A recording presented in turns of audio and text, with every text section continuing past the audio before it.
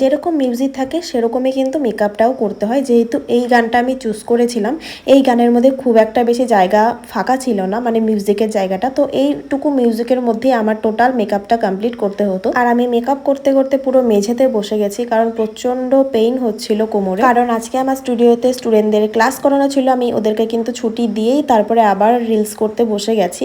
কারণ প্রতিদিন আমাকে আপলোড করতেই হবে কিছু না কিছু, শুধুমাত্র তোমাদের জন্যই এত কিছু করা। তো তোমরা সাপোর্ট না করলে কিছুই হবে না। দেখো আমি টোটাল মেকআপটা কমপ্লিট করে নিয়েছি এবং আমি শাড়িটাও পরে নিয়েছি। এবার পরের স্টেপগুলো আমি দেব।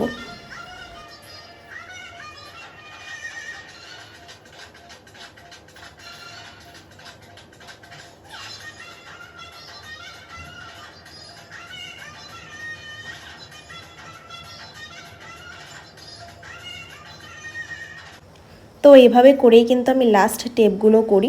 এডিট করার সময়